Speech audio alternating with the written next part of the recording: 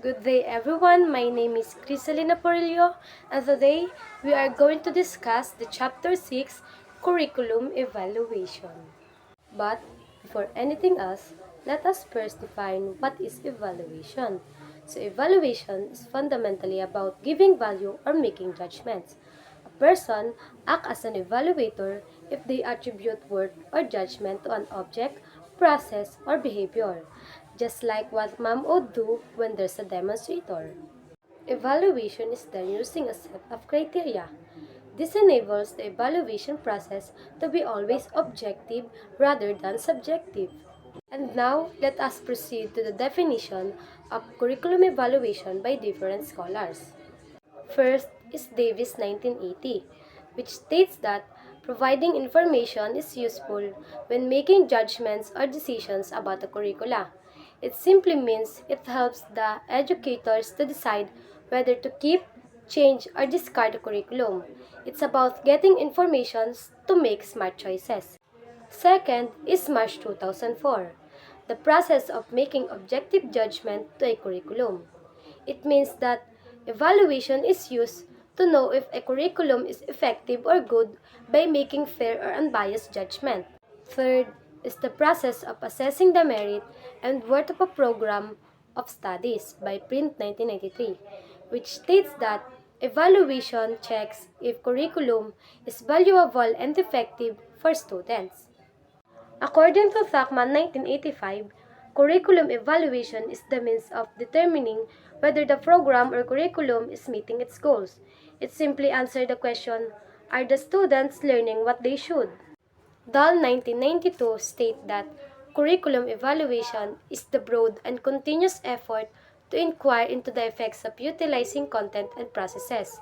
It means that evaluation is an ongoing process that looks at how the curriculum content and teaching methods impact the students. And the last one is Tafelbeam 1971. It is about providing useful information for judging decision alternatives. Evaluation gives information that helps educators choose between different options or paths for the curriculum. And now, we will jump into the purpose of curriculum evaluation. The purposes of curriculum evaluation according to Print 1993. First, provide feedback to learners. Second, determine achievement of objectives. Third, is improve the curriculum. And fourth, assist administrators and teachers. For example, in making decisions about improving teaching and learning processes. Another purpose is to shape academic policies, to guide curricular changes and innovation, and to ensure the quality of any curricular program. And the last two purposes is about helping schools align their curriculum with different sources and influences and determining the levels of success of the school's vision and mission. Conducting curriculum evaluation is a determinant of an academic institution or school's commitment to quality and continuous improvement. It shows how serious a school can be in realizing its philosophy, vision, and mission. A pleasant evening. I am Desiree A. Quarteros, and I'm here to report about the curriculum evaluation in the classroom. According to DAL 1997, asserted that the classroom, in fact, could be the first site of gathering important data that will lead to curriculum evaluation. Within the classroom, teachers and administrators can collect data using several instruments. The first instrument is test results. These are the scores from quizzes, exams, or tests. This is useful because it shows whether students are actually learn the goals or dito natin mas nakikita ng mas malinaw kung may natututunan ba o wala ang mga students. The second one is anecdotal records. This is a quick notes you write about the moment. It is useful because it captures the feels of learning things numbers don't show, like confusion, or cool insight. And the third one is checklist. Checklist of skills or steps. It mark off what each student does, or these are the guides of the teachers to know what their students have done yet. Checklist is useful for fast, systematic view of who's got what, easy to compare across classes. And the fourth one is interview guides. This is prepared questions for students, parents, or peers, and it is used to hear directly from learners uncovered attitudes, interests, or barriers. And the fifth one is observation guides. It is the structured form to focus on a specific classroom actions. It is useful to turn casual watching into concrete data, see how the curriculum actually plays out. Next is personality inventories. These are the surveys about learning styles, motivation, and temperament. It is used for matching the curriculum to how students naturally work, and it also spot mismatches. Next is IQ test. It is a standardized measure of cognitive ability. It is used to check if the material is too easy or too hard. Inventories. It is asked what topics or activities excite the student. Interest inventories. It is used to align curriculum with students' passion. Teachers play an important role in conducting curriculum evaluation. In the classroom level, they must be guided in gathering data from these instruments and in interpreting the data. Curriculum evaluation at the school or school system level looks at whether the curriculum's big picture goals are being met, and we have instrument can be used to gather data for the evaluation of the curriculum. The first instrument is opinion polls. This is a quick questionnaires that capture the views of the teachers, students, parents, and community members. And it is give a snapshot of overall satisfaction and emerging concerns. And next is surveys. It is more detailed, structured questionnaires that gather information on things like teaching resources, classroom times, or perceived strengths and weaknesses. It is useful for spotting trends across many schools. And the third one is focus group discussion. It is a small, guided group conversation where the participants talk in depth about what's working or not. Next is follow-up or graduate tracer studies. It is used to track the former students to see how well the curriculum prepared for college, jobs, or further study. And it is shows the long-term impact. And next is standard evaluation instruments. It is a pre-designed tools that align with districts or national standards. It is provide consistent and comparable data. And the last instruments that we use to gather data for evaluating curriculum is the district or national test results. It is the scores from the large-scale assessments, and it reveals how well the curriculum meets academic standards across schools. So what is the matters of collecting and analyzing data? So it can conduct research that informs future curriculum revisions, resource allocation, or policy decisions. And that's all my parts. Thank you.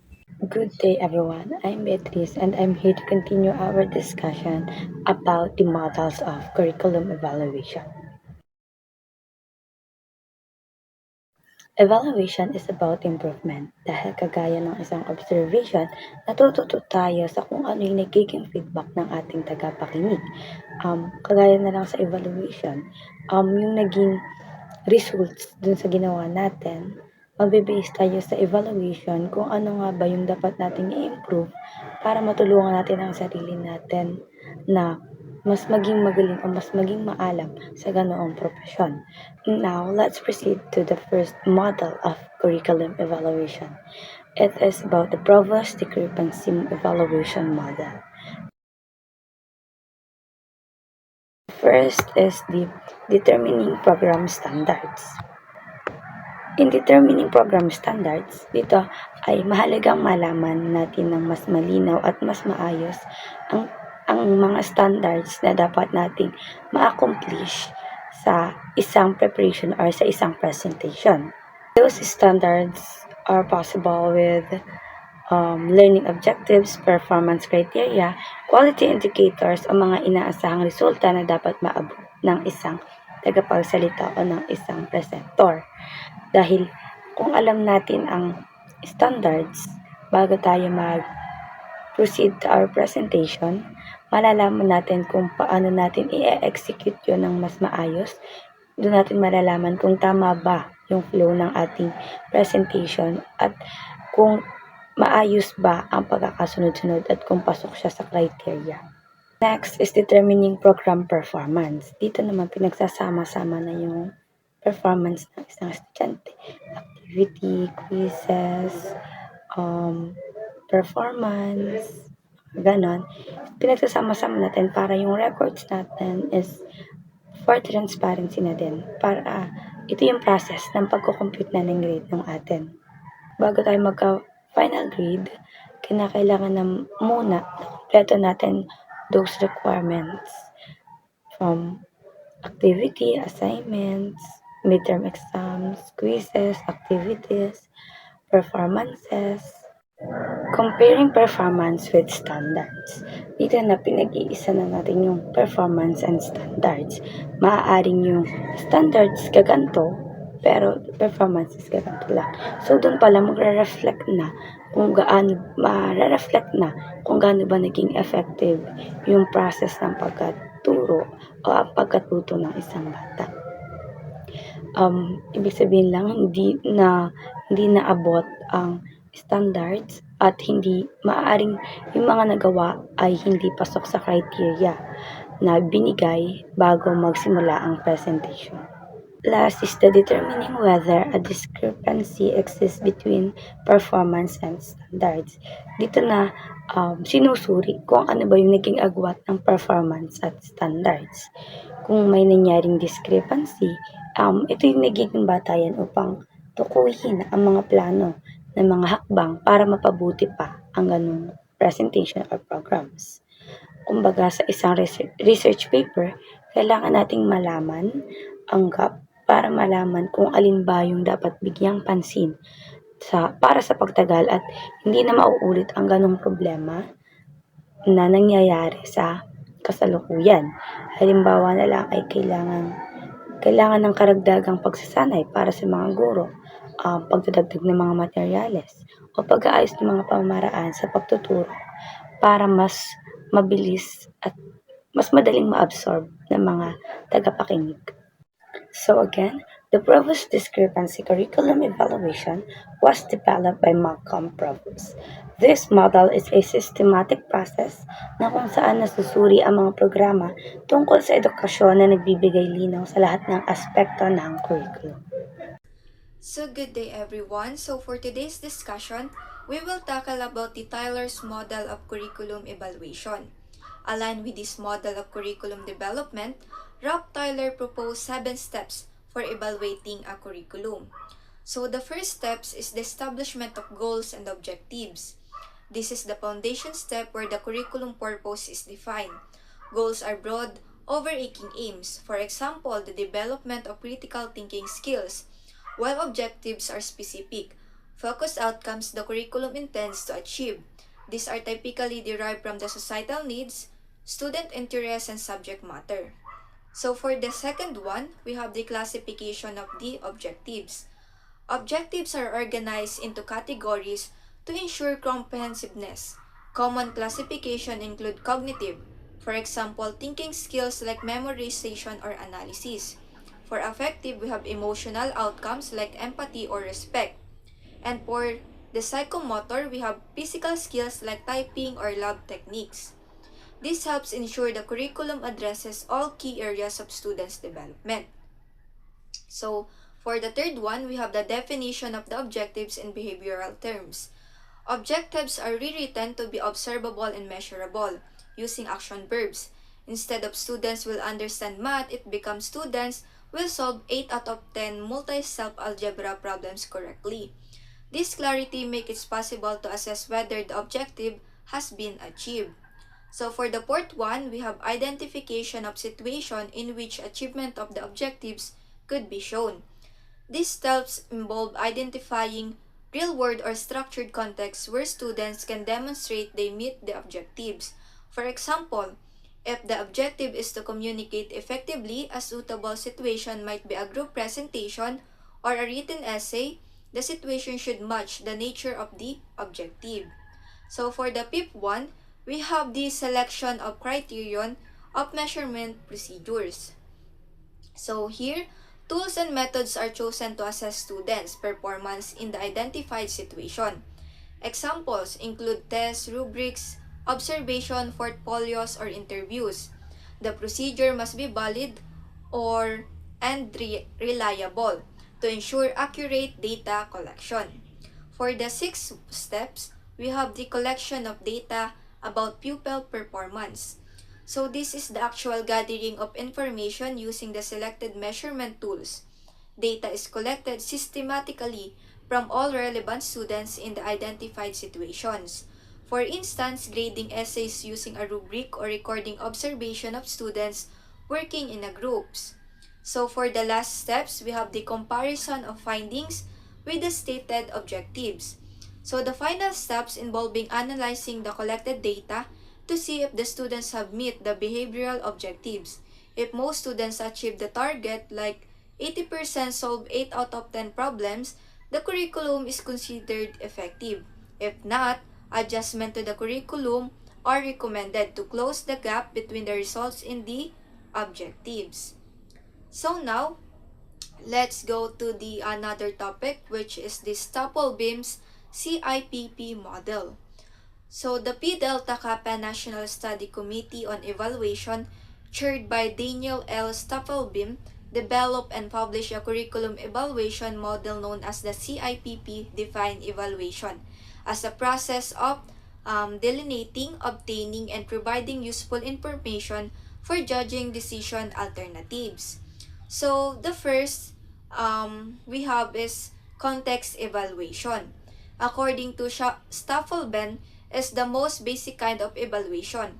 Its purpose is to provide a strong rationale for determining curriculum objectives. At this point, the curriculum evaluator describes the environment and determines the different needs of the society, schools, and the students. Next, we have the input evaluation. It aims to provide information for determining how resources are utilized to achieve curriculum objectives. So for the third one, we have process evaluation. It focuses on providing periodic feedback while the curriculum is being implemented. This phase aims to detect the problems in the implementation of the curriculum, provide information for program decisions. So it maintain a record of the procedures as they occur. So for the last one, we have the product evaluation. It aims to gather, interpret, and appraise curricular attainments, not just at the end of an implementation of a curriculum. So that's all, and thank you. So now, we will tackle about the stakes model. So, the stake model emphasizes the evolution must be considered 3 major data categories. First, we have the antecedents. Second, we have the transactions. And third, we have the outcomes. So first, we have the antecedents. So antecedents, these are the conditions before curriculum implementation. And this includes the information about students, teachers, school resources, and community environments. This also help us to understand whether the school and learner are prepared for the curriculum. And next, we have the transactions. So the transaction, this refer to what happened during curriculum implementation. So this covers the classroom's activities, teaching strategies, learning tasks, communication patterns, and time management. And this allows the evaluators to observe the actual teaching process. Last one, we have the outcome. So outcome, these are the result after implementation, and this focuses on student learning outcomes, knowledge, skills, values, and also the effects on teachers and the school. So that are the three major data categories in stakes model. So stakes uses two evaluation concept. First one is the congruency. So congruency, this measure how well the actual result match the intended goals. So in simple terms, this answers the question, did we achieve what we planned? Yeah, that is congruency. Next, we have the contingency. So contingency examines whether certain conditions affect the outcomes. So, contingency answers the question, how are or how are results influenced by context, such as a school resources or community support. So, in summary, the stakes model combines the data before, during, and after learning and checks both achievement of goals and relationship between variables. So next, we have the Elliott-Eisner's educational connoisseurship model. So Eisner introduced the qualitative and interpretive approach to curriculum evaluation, and it focuses on deep observation and professional judgment rather than strict measurement of checklists. So the evaluators act like connoisseurs, experts who can notice subtle details in teaching, learning environment, student behavior, and school culture. So the evaluation reports are written in descriptive form and providing not just observation but rich in interpretation and expert appraisal. So the curriculum evaluation plays a vital role in education because it generates information about nearly every component of the curriculum. So the data gathered from the evaluation serve as a solid foundation for making informed decisions regarding planning, design, development, and implementation of the curriculum. So, in other words, the evaluation ensures that the curriculum remains effective, relevant, and responsive to the learner's needs. So, through the systematic evaluation, educators and stakeholders can identify the strengths and address the weaknesses and continuously improve the teaching learning process. So that is the Elliott Eisner educational connoisseurship model.